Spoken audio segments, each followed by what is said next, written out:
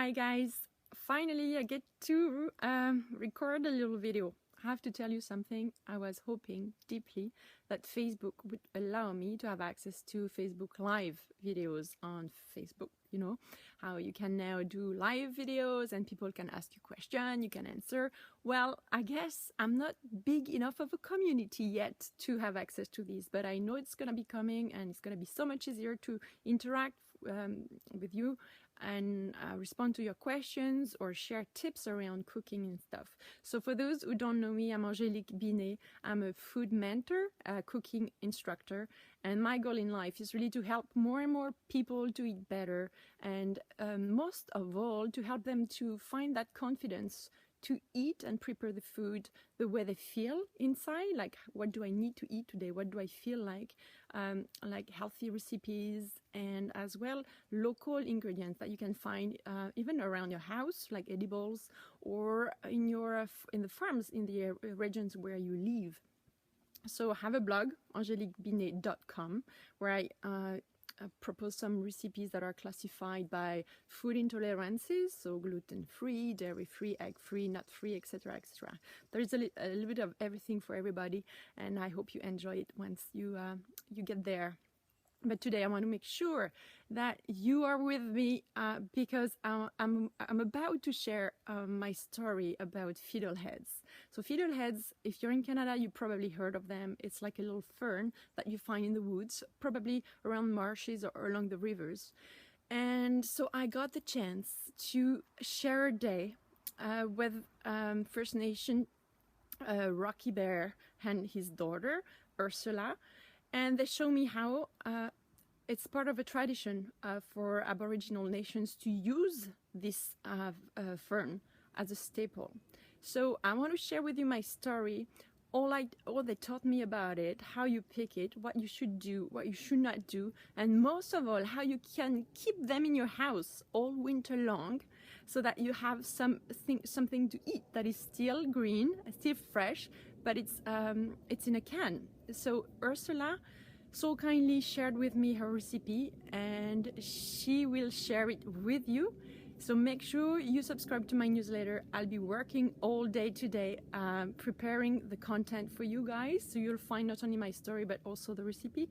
The address to subscribe to my newsletter should be in the comment or in the copy of that video, and I hope you enjoy it.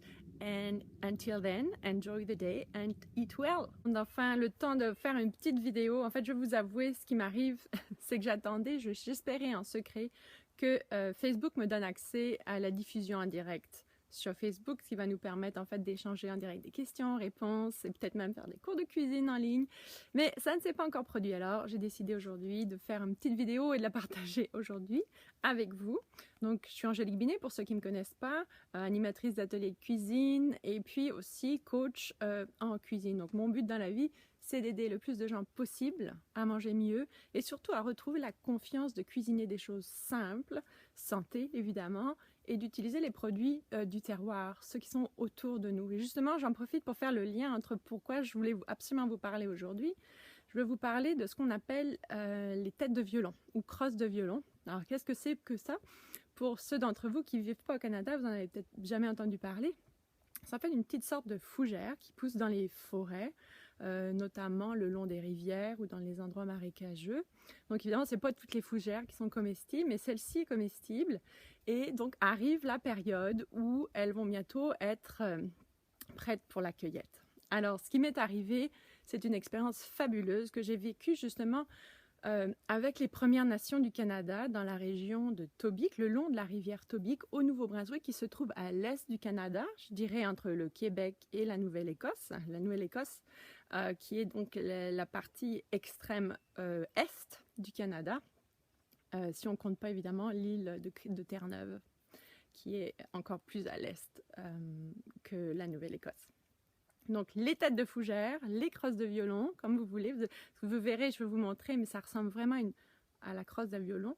C'est magnifique et surtout c'est délicieux. Ça ressemble beaucoup aux asperges. Et donc l'année dernière, j'ai passé une journée environ avec Ursula Bear et son papa Rocky Bear, ainsi que la nièce d'Ursula à ramasser dans la nature, c'était magnifique, les têtes de violon. Et donc, Rocky m'explique de long en large comment ramasser, comment repérer les bonnes fougères et comment, à quel moment les cueillir et à quel moment ne pas les cueillir ou les manger parce que ça peut vous rendre malade. Et puis, sa fille Ursula, elle a partagé avec moi sa recette de fermentation, en fait, de conserve de têtes de fougère. Et en fait, j'ai découvert que les têtes de fougère étaient vraiment un aliment de base chez les Premières Nations au Canada. Alors, assurez-vous de vous abonner aujourd'hui. Je vais mettre le lien de mon infolette parce que je suis en train de vous préparer une infolette qui vous donnera accès à la recette ainsi qu'à toute mon histoire avec les Premières Nations de Tobique qui était fabuleuse, que j'ai vécue en famille. Et voilà, donc passez un bon dimanche, puis surtout abonnez-vous à mon infolettre avec le lien ci-dessous. Il me suffit juste d'un courriel, puis vous recevrez d'ici demain ou dans les prochains jours le détail du contenu et la recette. À très bientôt.